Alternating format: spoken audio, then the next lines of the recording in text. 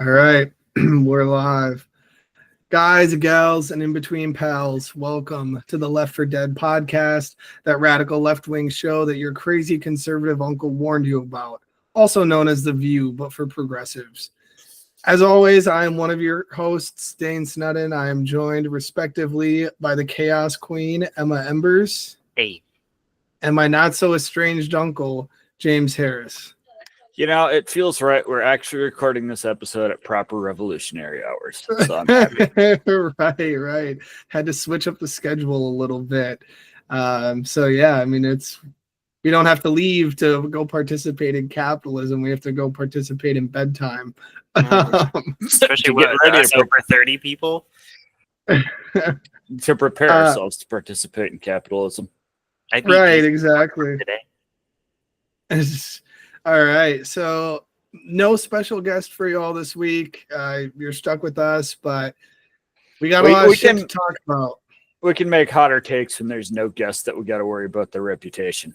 That is true. That is exactly true. But yeah, I mean, there's a lot of shit going on as per usual with the Trump administration. I know that there's been a lot of allegations that Trump was either dead, MIA, had a stroke. He was out of the public spotlight for a couple of days, which is very weird for him. He's obviously not dead, unfortunately. Well, I don't know if that would be unfortunate because then JD Vance would be in power, but the teal apocalypse. Yeah. Oh my God, it already has. You know, the thing is, I saw there are a lot of people taking those death rumors very, very seriously. And I think that that's a terrible idea. I think that just jumping on unfounded rumors is, it never looks good when the truth comes out. And right, exactly. I think, mark my words, if something happens to, he's an 80-year-old man who's in bad shape. Of course, he's going to have some health condition. Like the exact same thing happened to Biden. Like we find out after he leaves that he has cancer. Suddenly, his terrible debate performance. It makes more sense now, doesn't it? But yeah, Trump is an 80-year-old fat man. He's going to have health problems. That's just the way it works. But mark my words, that if something serious happens to him, you will know before the news tells you anything, because MAGA is a group of loosely aligned people that don't really share the same common goals. They're united by Trump. I think most of them are united by Trump because they think they can manipulate him. You know, Trump is a narcissist with really thin skin, and they're the easiest people in the world to play if you know how. You just convince them that they thought of something brilliant, and they'll just do it. But yeah, the moment anything happens to him, it'll be an immediate and instant power struggle. You'll know before the news says a damn thing. Well, and just like with a president dying, like that's not going to be something that's like kept under wraps, like that. It might be for they're not going to literally get that Bernie's. Right, exactly. I mean, look at the Queen, and she's like not even as powerful as the president of the United States. But yeah, I think I definitely agree with that, James. I mean, and I think even there's something that can be learned for people on the organizing level with that. Like I remember when the Trump administration started, and we were seeing an uptick in ICE raids. There was a couple of times where people had said that ICE was at, some factory in Green Bay. And so we mobilized a bunch of people to go out there, and then we showed up and nobody was there. And so then we looked like idiots, made the left look like idiots, because here we are, on a wild goose chase, like we're in Scooby-Doo or something. And so it is important. Verify before you act, because for all we know, and it's probably there's probably a reasonable probability that this whole thing was kicked off by a Trumper that just wanted to make the left look stupid. Like, hey, watch, we can make them believe anything. We can, and if that was the point, it worked really well. Right. Better than I wish it did. Well, and also it's just there's a couple of things about it too that so like for example, one, even if Trump dies, it just means that we get JD Vance. It's not like things are going to suddenly magically improve or he's going to turn into 2016 JD Vance who hated Trump and thought he was Hitler. Like he's going to be, if anything, he's going to be worse than Trump because he's actually competent. Well, let me not give him too much credit. He's more competent than Trump is. And so that's not exactly a high bar. Yeah. And so, but like he's also the direct Peter Thiel plant. So all the stuff that Trump is maybe potentially reticent to do or like too wishy-washy and back and forth, taco, whatever to do, JD doesn't have that because he's there. The only reason JD Vance is vice president is to be the saving grace of the billionaires as soon as Trump dies. So, or at least heighten his profile for 2028, whatever. That's the first part.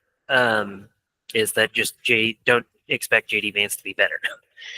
In fact, I'd almost rather Trump not die for a while. And then the second part of that is there's a reason Hassan calls them Blue Anon, which is the people on the ostensibly the left, liberals, whatever. They push all these conspiracy theories, kind of the same that QAnon does. Like, for example, is there evidence that Kamala Harris might have had the election stolen from her by Elon Musk and Donald Trump? Yeah, there's enough there to be like, okay, something's weird. Something weird's here. But is it enough to go on to a full-on, like, stop the steal style rant about how the 2024 election was stolen? No. It's freaking ridiculous. I was not that long ago that conspiracy theories were mostly a crazy right-wing thing. Like, you had your occasional, like, hippie types, but conspiracy theories that were peddled by Alex Jones, you knew exactly what they were about, and they were a right-wing thing. And it's sometime since Trump's first election, the left has decided it'd be a great idea to pivot into the exact same sensationalist articles that, the actual bottom of you read to the last paragraph, it'll say, hey, the title we made was all a lie. And like all these really stupid conspiracies, like it was, what was the last one? There was this one that Trump was dead. There were all these stupid ones that, oh, you guys got to watch. Beyonce is going to be on Kamala Harris's. Oh my God! The stop the steal you already mentioned, like left wing. There was that thing with AOC too, where AOC like said something big is coming or whatever, and they were like, they're gonna uncover all this evidence to put Trump away for good or whatever, and like, come on, like I get it. There's been a lot of disinformation, but the way to respond to that is not to make more disinformation of your own. That's literally showing, hey, we're not any different from them. Yeah, every time I try to go against the cult of both sidesism, I get frustrated because then the left does something that's both sidesy, and it's like, guys, you're not helping my argument here. Well, and I mean, a couple of things too. Like, to be fair, a lot of it is just the libs. I mean, there's people that are on like the hard left that are doing that, but also doing stuff like that detracts from the actual danger that is present that a lot of us are experiencing, right? Like it. Yeah, and I think that's why people do it. I think that's why people do it, because it's like a little, fairy tale that they can kind of, hope that it's. And I understand, we've talked about optimism. I understand that, right? Wanting to be optimistic that, maybe Orange Man will finally be put away. But instead of putting your energy towards that, like, let's put our energy into getting organized, Right. It's like the ICE thing, because you said that they called you out there and then it was nothing. Well, then you're in a boy who cried wolf situation. So that's the other reason not to do this stuff, because then it gets harder to take the next report seriously. And on top of that, because it's a pretty well-known strategy, flooding the zone. Like Trump it uses it to great effect. Like every single day, there's some new outrageous story about him, and it gets really difficult to track what's actually going on a lot of the times. Why are we helping them do this? Like, we're so distracted over this idea that Trump is dead that we stopped talking about the Epstein files. And how many people noticed that he bombed a Venezuelan ship while we were all doing this? I mean, I did, but that's because noticed I've it. been terrified about the Venezuela thing from the start. And that's a good. I did kind of want to talk about that because Segue. that's just seeing that and seeing just how. I mean, they've been talking about invading Mexico for a long time. I remember when Trump was running, there was like talks about how his cabinet had done that and everything. And it's so frustrating because, you know, it's kind of similar to the homeless problem, right? They'll see the problem, which, by the way, we created, right? The fact that Venezuela is a narco state, right? Colombia, same shit. They're a narco state because we have made them pariahs from the global economy by Thanks, Ronald sanctions Reagan. and other things, right? By sanctions and other things like that.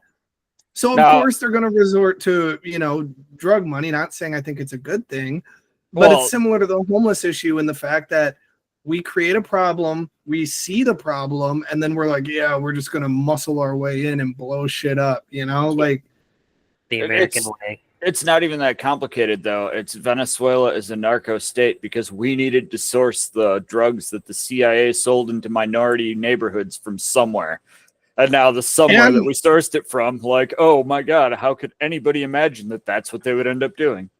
See that? And blue let's That's a also real not conspiracy. forget they have oil and they are on the socialist scale pretty, you know, pretty close. Maduro's not perfect, obviously, but you know, they've done a lot of good things over there. And so typical US fashion, right? See the South shirt, American you know, you socialist. smell No you, thanks. they smell the oil and, you know, locked in, right? Tunnel vision.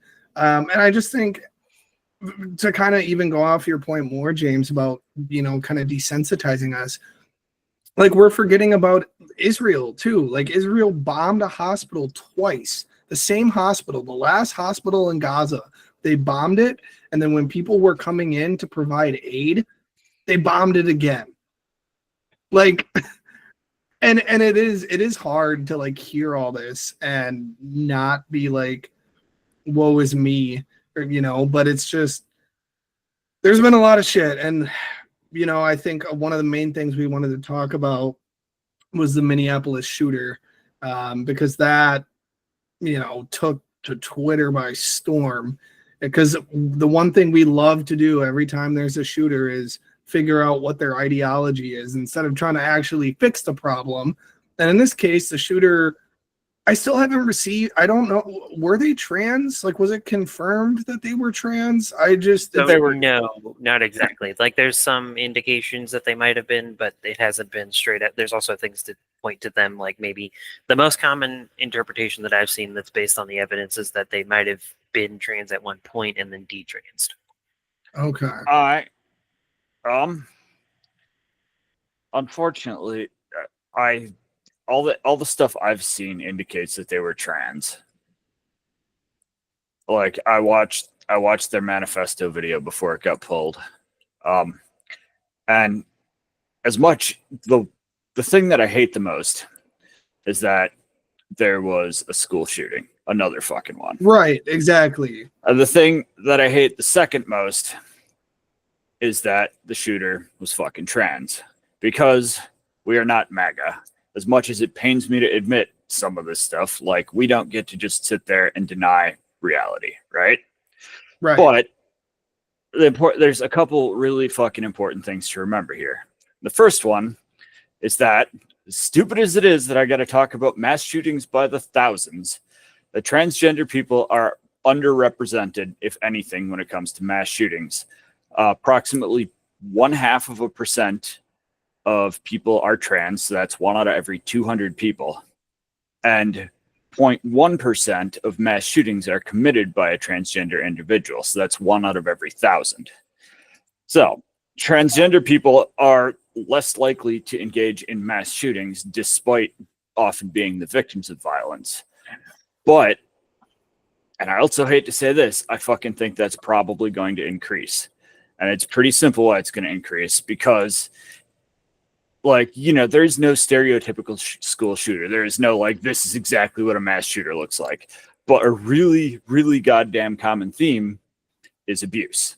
Like, it's very often the victims of abuse. And what the Trump administration is doing is they are basically platforming the abuse and dehumanization of trans individuals. Like, they are pretty much specifically stating these are people that don't have the same rights as you and me. They're stripping them of some basic human dignities and inviting abuse on them. And it's just human nature. When you abuse people hard enough, sometimes they're going to snap. Oh, But yeah, then totally. but then the Trump administration takes that and uses that example, like they push somebody to the breaking point, and then they use that as an excuse to justify further aggressions against. Like, you can see with like the ICE protests. Let's roll into California and somebody stands up to us. Oh, nope, it's justification for, you know, further violence. Like, it is deliberately kicking off a cycle of violence. And I think that is the scary part, because something like this was going to happen. There's a shitbag in any community.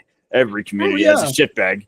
And at some point, somebody was going to do something newsworthy, and that was going to like, MAGA had their response ready, even when they didn't know what it was. Yeah, and I mean, you know, fascism doesn't care about what, you know, socio-economic or ethnic group you belong to. Like, there's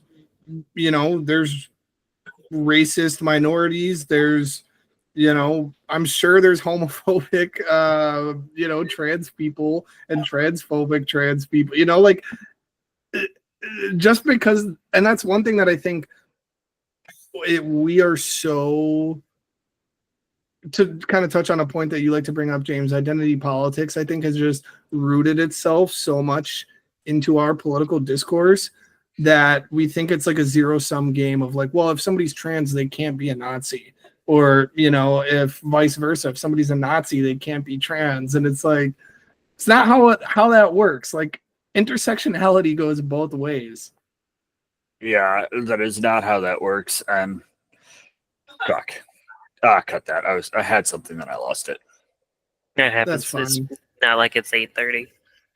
Emma, what are your thoughts on this as As trans 1 in person? 200. Yes. Yeah, I mean, it's one of those cases where I'm really, really exhausted with being right and seeing these things happen, seeing these things before they happen. Because as far back as 2 years ago, when the Nashville shooting happened at the Nashville school, that was also perpetrated by a trans shooter. That was one of the things that I used actually against Andrew Roston, and why he made me feel, or him existing at the school made me feel unsafe in a sense, was because he argued that white supremacist terror isn't a real thing, which it is overwhelmingly, and that in actuality this was just one sign out of many that there is a trans terrorism problem in the country that isn't being talked about or addressed or anything else. And so I saw that happening, and I was like, I know where this is going to go. It's going to go to them essentially establishing the narrative years in advance, and then building up, and then the first sign that they get where it's something that they could use that narrative to take advantage of it, they've already got it built up and gotten people to start thinking it. Even if that's a small portion of people, it doesn't take many people to start fucking things over. And with them in Chicago, which isn't that far away, there's likelihood that they'll hit Milwaukee and Madison next, after Baltimore and Chicago, or even during, because LA is still going on. And I wouldn't be surprised if they came to Green Bay too, just because, you know, I don't think there's a whole lot of immigrant stuff that they could do here. Like, they can't make the crime justification that they can make elsewhere, Right. because Green Bay is so fucking quiet and small. Shit doesn't happen. The biggest crime that we have to deal with is cars crashing into buildings for some reason. But there are a lot of LGBT people and specifically trans people here. Like, for God's sakes, just Safe Haven alone, I think I work with like 5.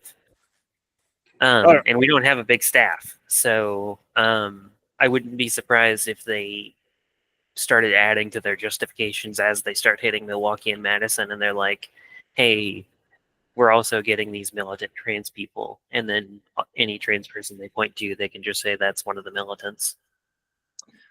Yeah, I mean, I don't know if you saw the tweet from a Republican congressman that was saying that doctors need to start violating their HIPAA oath. And RFK said that they need to do that too. Oh, amazing. I think I got a couple points. I think one that I'd like to get your opinions on a little bit instead of me just bloviating. There's one thing I have a lot of, it's opinions. What do you think? You notice that the identity of the shooter only matters when it's not a straight white man. Mm-hmm. Right. Because if you bring it up when it is a straight white man, or they do exactly what Andrew Austin did, which is white supremacist terror, that's not a thing, even though it's literally the biggest thing. Well, or even to add on to that, like most of these people are being radicalized. I think the unofficial name for it is called Terrorgram. There's a really good documentary about it actually on HBO. And it's a group of people that radicalize each other that, you know, all of these shootings, like you can draw a through line with like the people they're talking to on 4chan and 8chan and, you know, right. And stuff like that. So it's like, that's the problem, right? And it gets back to like regulation, right? And like we have websites, you know, that aren't regulated because capitalism, and then they're radicalizing these people. But I think it's totally accurate, James. I mean, it's, you know, it's like how they'll try to bring up, you know, like a white person being killed by a black cop or something, and then they'll use that to justify the fact that police brutality doesn't exist because it's real. It just applies to everyone equally. We're fair, right? Fascists. Yeah, I mean, fascism is equal opportunity for sure. I mean, it'll corrupt anybody and everybody. But yeah, I think it definitely could be a scary time, especially to be, you know, trans in this country, and it's not great. It's painful to see the fallout of that. And again, like we had said, the shooter's identity doesn't matter. It shouldn't matter. You know, like you look at the reason why they did it, you know, why they got to the point that they decided to shoot up a school.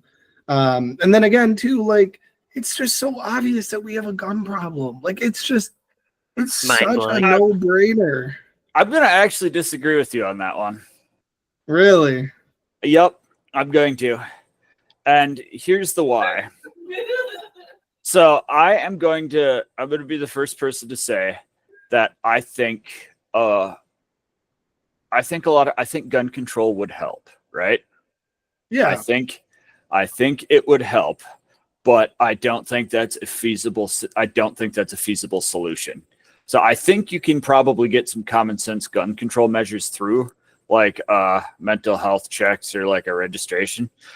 But gun culture is unfortunately, it's such a fundamental part of American culture at this point that the moment you try and take any action that direction, it's political suicide. And I agree that guns make the problem a lot worse.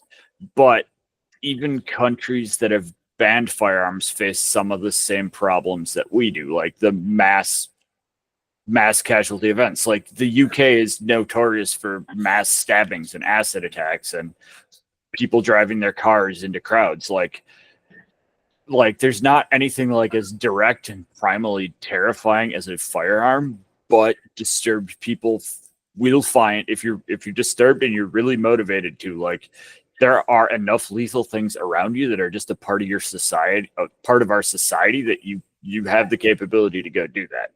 So instead, I think that first we fix the mental health crisis. Like that's a big, Yeah. like that's the biggest and most important one is, actual funding for mental health, because like I've been through this with a loved one, and I can say that even with a support network, it can be fucking difficult to get the support you need. I just Totally. imagine trying to do that when you're disturbed and not all there. Like it ain't fucking happening. Like you're either gonna snap out of it or get worse to the point you go to jail. Like, Yep.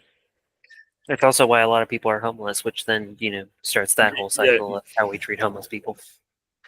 and then second, and this kind of goes back to the point, I think, about like I expect there to be more trans mass shooters just because of the abuse we as a society are keeping on them. I think the second part is that we need to learn how to tolerate each other again. Like that does not mean that you have to agree with everything they say or everything they stand for. Like I remember like trans Twitter had some fucking hot takes before Elon Musk turned it to whatever it is. Like you don't need to agree with every single one of those. You just need to accept that the trans person across from you has a right to exist and self-determine. Like you start from there, like it becomes a good faith conversation instead of a stupid debate. And if you're having a good faith conversation, that's how you get somewhere. And you're also not abusing people, which when you're not abusing people, this problem will go away. You're also it's also a lot more fundamental than just looking at them as somebody with equal rights and humanity, or it's the fact that they're not even given humanity. Like you have to see them as human first before you can even go through all the rest of that. And right now they don't. Yeah, no, I mean, I think for the most part, James, I do agree. I think that it is definitely political suicide at this point. And I would not consider myself anti-gun by any means. I think that on the left, I think that we should have firearms primarily for the fact that people on the right have them and they have a shit ton of them. So, no, we can't. Good guy with a gun, that type of thing. But I definitely think that there absolutely needs to be more control over, what's bought out of state, even because I know that a lot of like shootings and mass shootings have guns that are, if they occur in a state that has a lot of gun control, like Chicago, people will go to Indiana to get guns and stuff like that. Like this is, in my opinion, one of those issues that cannot be left up to the states to decide, because then we get huge discrepancies like we see now, where if you look at all the red states that have the most lax gun laws, they have the worst like violent crime rates with guns. And I think that just the other countries do absolutely have violent acts that occur. Like you mentioned with the UK with stabbings and acid attacks.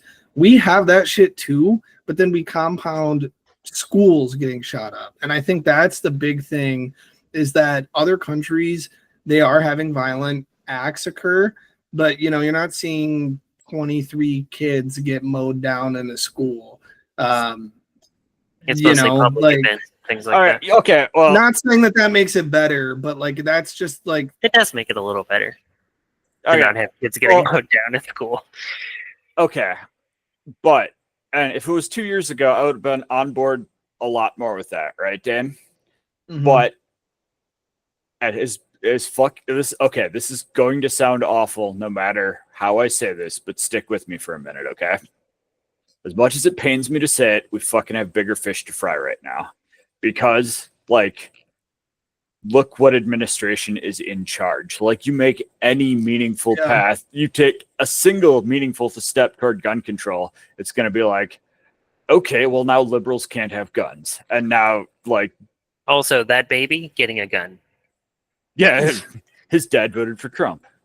Yeah. Yeah, no, I think that's white I think baby that's totally, getting a gun. I think that's totally valid. I mean, yeah, it's not something that is going to get tackled quickly, and I agree, because something like that would happen and then it would just be used as as fuel for, ramping up militant state action, in blue states and stuff like that.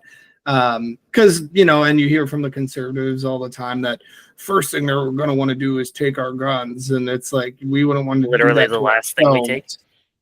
Right. Yeah, no, exactly. But yeah, I mean, it's just gotten to a point where, and as much as it pains me to say this, it's unfortunately, sadly, very true that like this is just a part of life now for children. I mean, I'm sure you guys had to do active shooter drills. We had to do active shooter drills like I didn't 2-3 actually. times a year.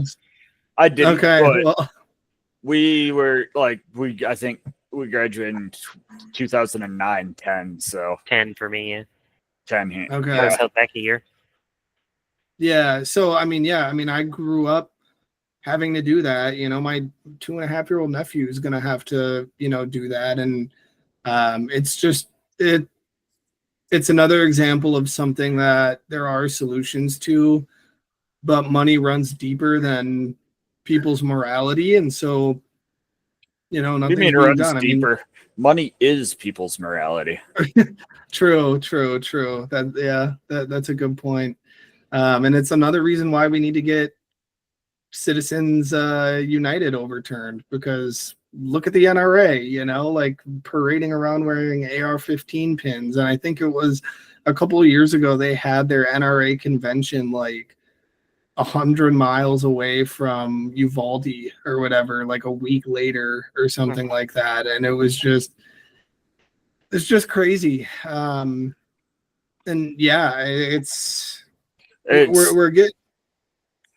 It's ridiculous that this is the small shit for this administration. Like something like Right. the Epstein files or like the responses to mass shooters, that would be like an administration ending move in more normal times. But Right, now yeah. that's just the little shit because, it doesn't even, it's horrible. Like, I don't want to undercut that everything that we've talked about today is horrible, but more horrible is the Israel bombing a hospital twice.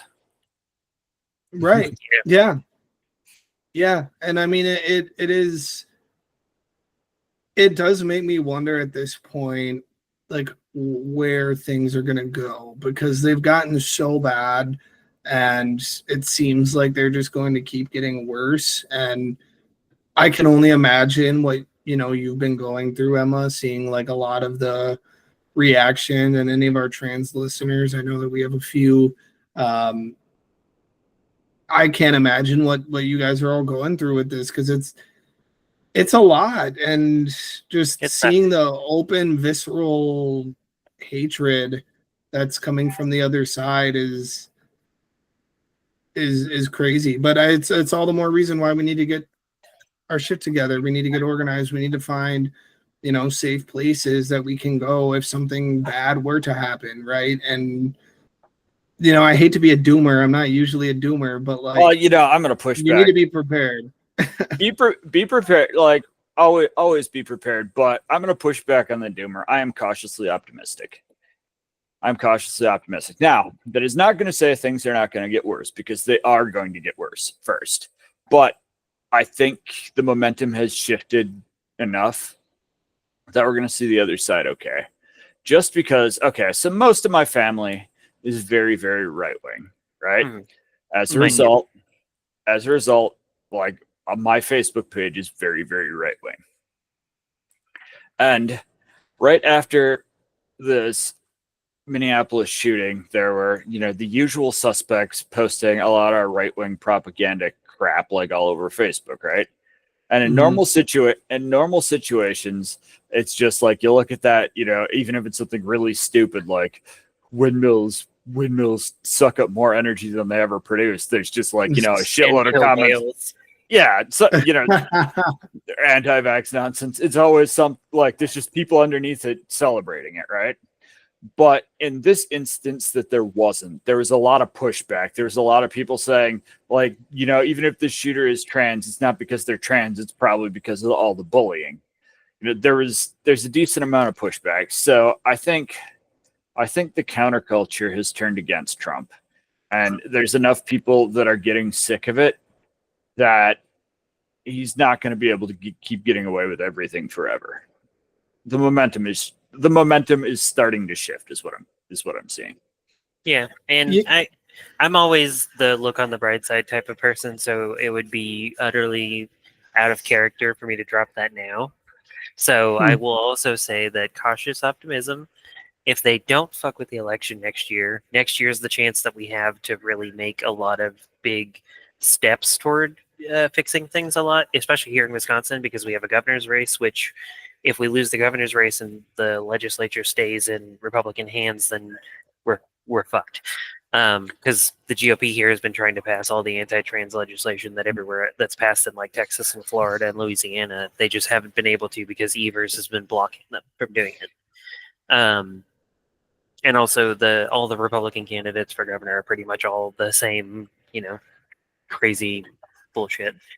And we also have a chance to take over the legislature and keep the governor. Both of those things can happen this election if we're careful, and further entrench our majority in the Supreme Court because we'd be replacing a conservative with a liberal. And then of course there's the national midterms, but that's a further down the road. Weirdly enough, I think we talked the other episode a lot about gerrymandering, right? Mm-hmm. Yeah. I think weirdly enough, it makes me optimistic, but for the stupidest reasons, right? So if they're going through the trouble to gerrymander these states, this still means they intend to accept the results of elections.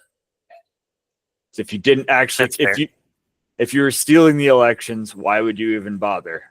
Mm-hmm. Which, another point against that shitty conspiracy theory. We have no reason to go. They do love their theater too, so they could be like putting on the air of taking the election results, accepting the election results, but then once it hits, they do the exact same shit that they've been doing every time they lose elections. It's rigged, it's broken, seize the voting machines. That hasn't worked. That hasn't worked yet. It's caused the stink. But it hasn't caused an election to get overturned. Yeah, no, I think that there's definitely something there, James, and I think we do also need to remember too that this also goes beyond voting as well. Always. Like at the end of the day, it might help alleviate some of the pain, right? But it's not going to reverse, until we see national laws declaring trans people are humans and that they're the gender that you transition to. That's not going to help. So community needs to still also be prioritized going forward with the midterms and stuff like that, no matter which way it goes, because even depending on who we get, right? I mean, we're seeing. And that's another thing too. I mean, we talked about it with Ahmad, like we're, not seeing the Democratic Party that I think many of us were hoping we would see. And it'll be interesting to see if, we do the liberals do take the midterms, if the Democratic Party switches their tune, or, I'm not sure exactly when the New York mayoral election is, November, I think. But even then, if like Zoran wins, like, is the party going to switch up from that? It'll be absolutely not. We have to literally take it from them. That's the only way that this is ever going to happen. Also, real quick, I have to say an aside, I have always been a Gavin Newsom glazer up until last year. I'm not ashamed to admit that. We all have our flaws. That one was mine. I was a Gavin Newsom fan. But there's something that I want to make sure a lot of people are thinking about because it's going to be relevant. Everything that Gavin Newsom is doing right now is him positioning for running for president in 2028. He's not your friend. He's not your warrior. He's not your champion. He's just more of the same donor class bullshit, which is why the first episode of his podcast, he had Charlie Kirk on and was talking him up and saying, my son's a big fan of you. And also you're right about trans people sucking. Like, no, Newsom's not, like, he's only changing his tune now Pritzker, I'm much more likely to view as like a class traitor in the style of FDR because he's been consistent on this shit. Newsom has not. Newsom is constantly going back and forth between sucking up to MAGA and then suddenly being a great fighter against Trump. So don't trust him. It's all just a ploy to make you vote for him in 2028. Yeah, I mean, it's an easy target. Trump is kind of an easy target, and I don't think. I mean, he likes attention. He's from the show industry, right? All press is good press, right? You know, so right, and so all of these attacks by Newsom, they don't affect him at all. He doesn't care. I know he doesn't. But it's easy for Newsom to do that and to get political clout by doing that. Mm-hmm. I think right. So a lot of the more radical leftists than me before this last election wanted to withhold voting for Democratic candidates out of a criticism of the actions of Israel, right? And again, I opposed that because I recognize that, they're not the same. Like, your Democratic candidate is still going to be trash, but they're not going to be trash in the same level as Trump. Yeah, right? As bad as Joe Manchin was, he still was not as bad as a Republican. Correct. But now we're in the situation that we are in. And with crisis comes an opportunity. And we know damn well that the Democrats aren't going to do a fucking thing for the people unless they absolutely have to. So I say we start getting out the word right fucking now. Like, no, don't fucking vote for a Democrat unless they're going to actually deliver on the shit they're supposed to be doing, unless they're going to actually put forth meaningful effort to implement some fucking leftist policy. I don't even care what kind of leftist policy, just leftist policy. Because like now we actually have the power to threaten them. We can say, unless you get your shit together, you are never going to be a serious political party again. Because like, okay, fine. What are we going to do? Like the Trump administration literally already has a majority. They've got the House, they've got the Senate, they've got the presidency. Like, we're already there. Yeah, and the Supreme Court. We are literally already there. Like, tell the Dems, like, it's not going to get any worse for us if the Dems lose, but we can use that to pressure them not because we hate them, but because we know they can do better. Yep. Yeah, I think it's a phenomenal advice. I think that campaign starts right now.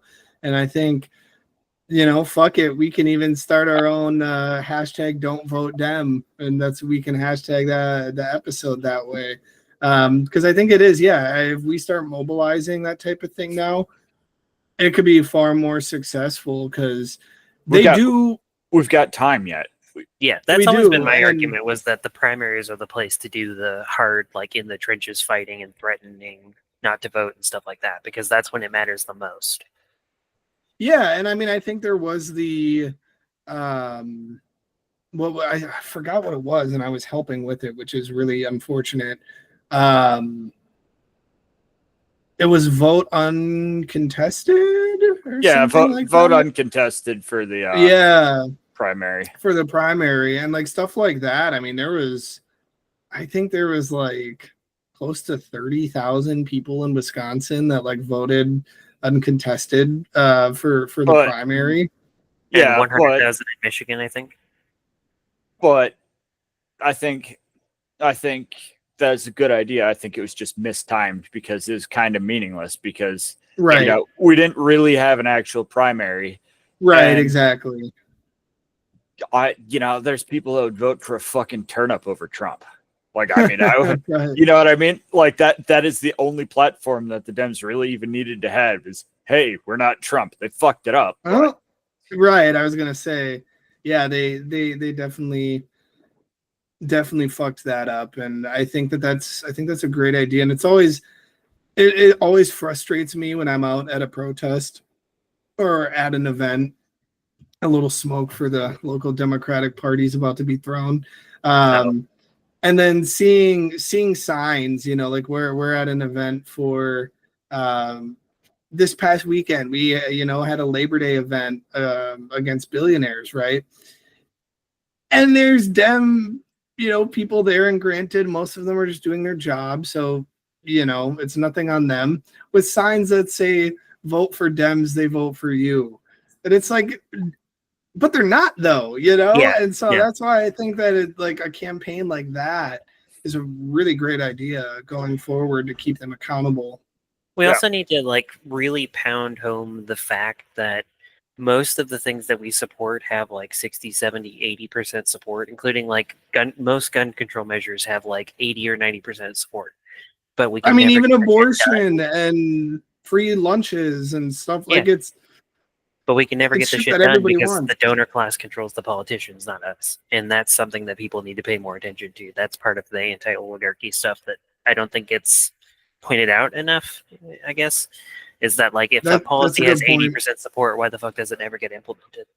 Because That's a really good point. And I think that, you know, we see all these anti-oligarchy protests, which are good to have, don't get me wrong, but you know, it is missing kind of that deeper analysis of the fact that both sides are guilty of it too. And I want to give a shout out to a friend of mine in Green Bay anti-war, Scott, during the last event. It was, you know, very, very liberal ran event and everything. And they were going around and hearing people what people had to say. And somebody from the Democratic Party was speaking, and good old Scott yelled out, "Stop funding genocide," really loud, and then a bunch of people turned and clapped. And so that we need more stuff like that to happen, because that's we got to hold them accountable. We got to take the power back. And we brought it up every time we talk about FDR, right? Like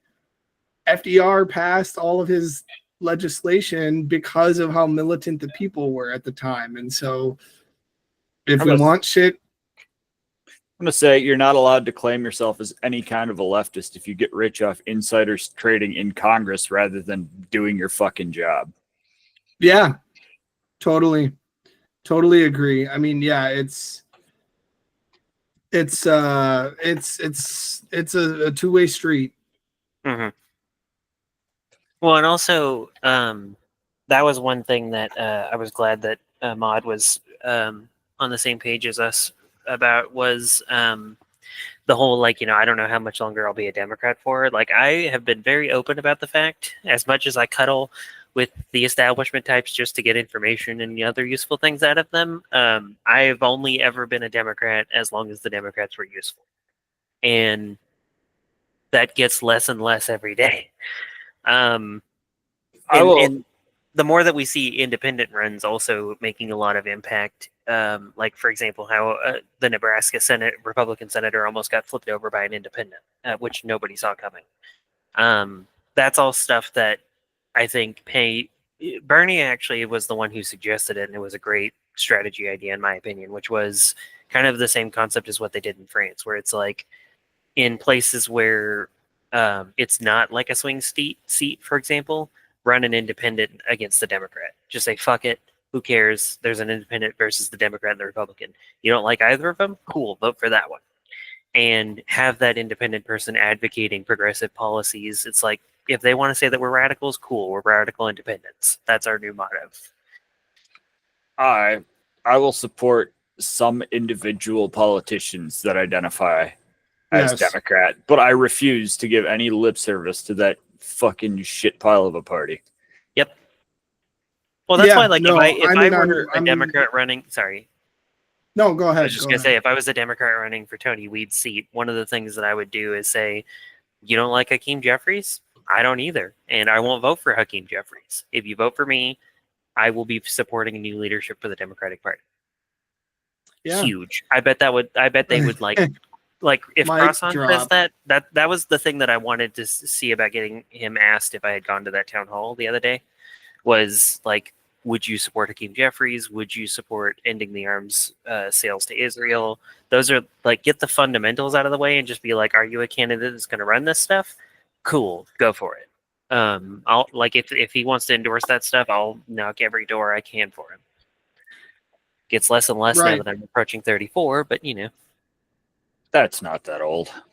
You say that because you're the same age. Yeah, and I feel great. But hey, look, in a month, if our listeners didn't know, in our if our listeners didn't know, I am indeed the baby of the co-hosts. He's just a But baby. you guys are almost you guys are old enough to run for president too. Not so. quite. You got to Not be quite. 35. Don't Oh, push me. 35. Don't rush me. There's still time. I think Yeah. that. Wait, that's like the second to last birthday where you get new rights.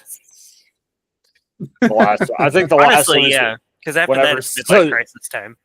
Well, no, you get nothing until it's time for Social Security, which hey, we're probably not going to get. Yeah, I was gonna say, assuming that we even have Social Security by the time we get there. Yeah, no, that's funny. I've never heard anybody say that before, but it's true. You get the right to run for president.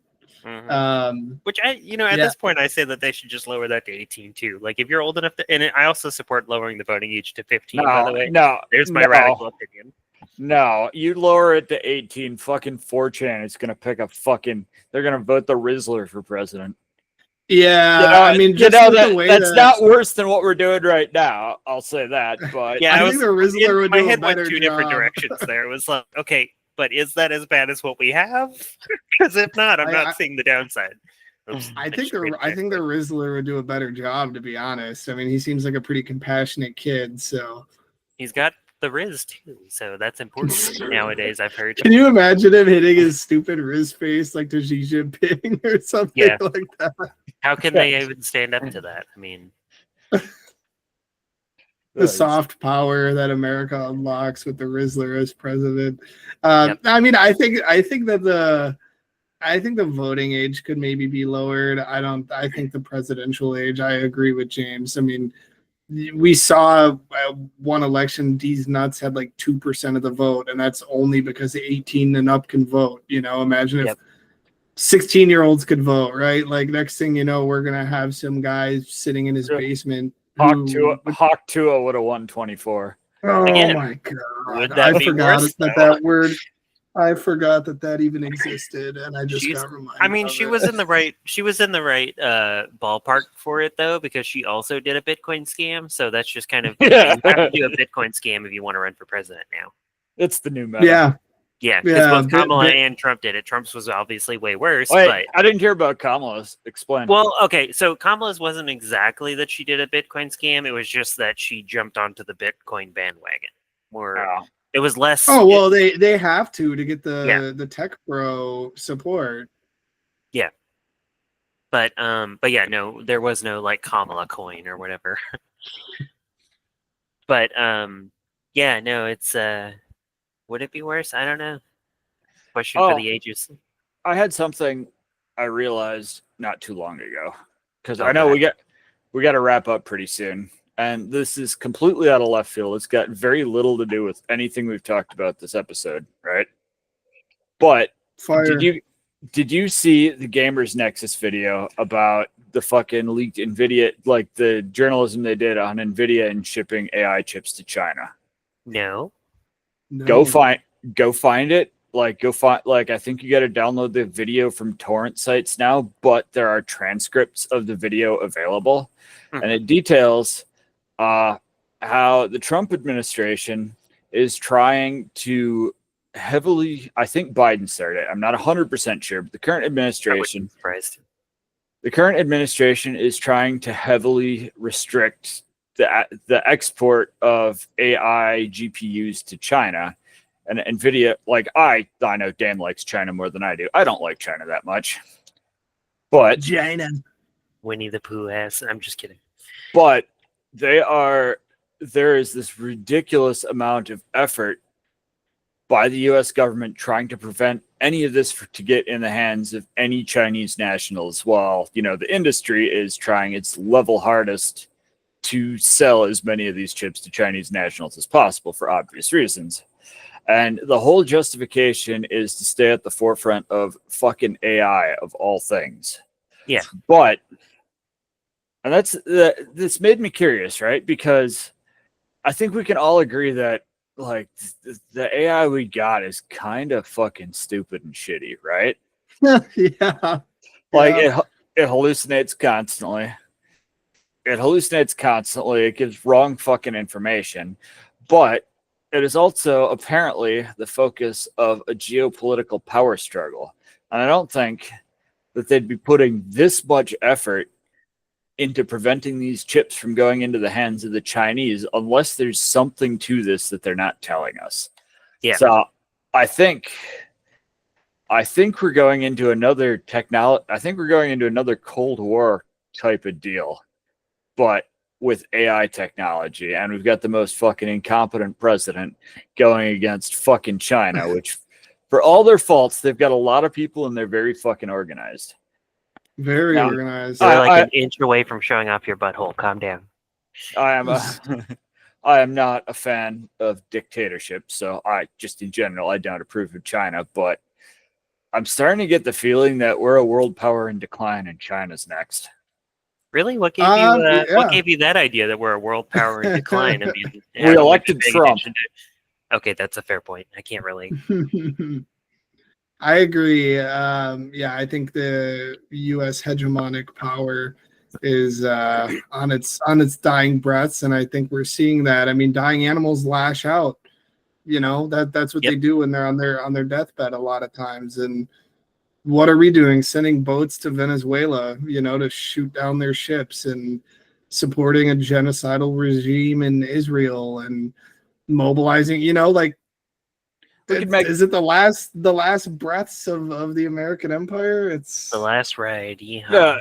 The really fucking stupid part out of everything is, you know, there are different theories. There are different theories as to how global power works, right?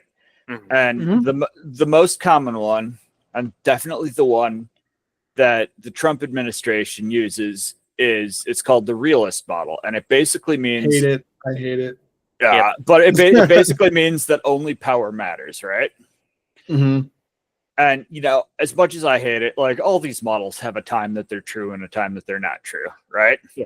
But other models have been completely ignored, like the liberal model, which basically states that nations generally want to collaborate.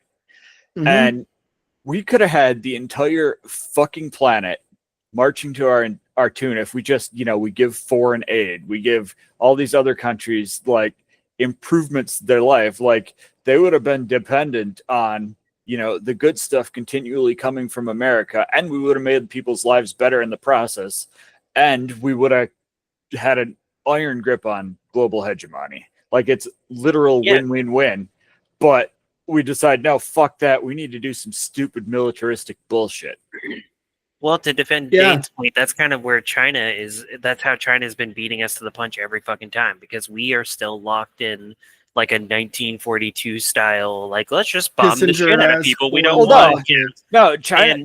And China has the Belt and Road Initiative, where they're going through and they're saying, hey, we'll build up your infrastructure because you're an underdeveloped country, and we'll give you all this money and everything else, but you got to do what we want you to do.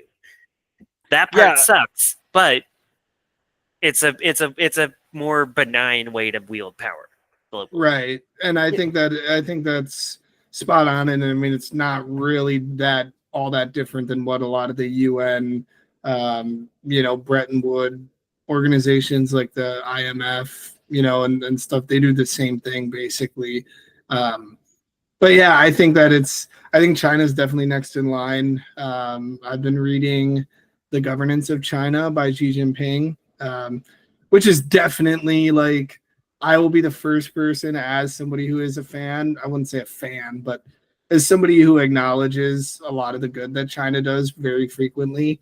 That book is definitely, because he's writing it himself, so it's definitely a little propagandistic, but I've learned a lot about it's just a slight amount of propaganda.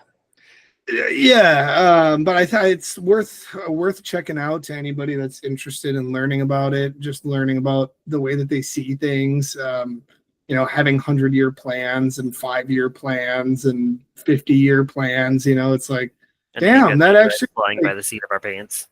Right, I know. Every administration instantly decides to do something completely different.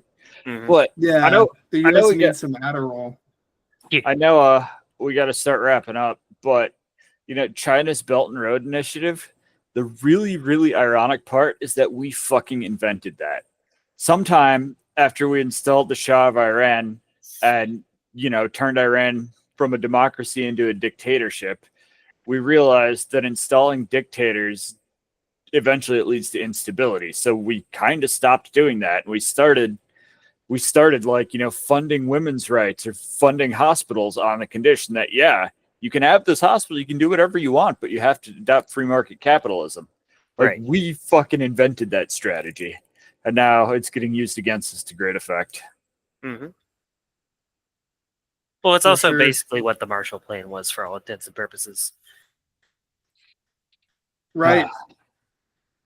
Well, we this was a good episode. Nice to kind of have just a little news rant yap session break. We're gonna have some special guests continue to come onto the show. So yeah, we've actually had people asking us to come on, so that's pretty nice. I know. We're make me feel like a big fish in a little pond.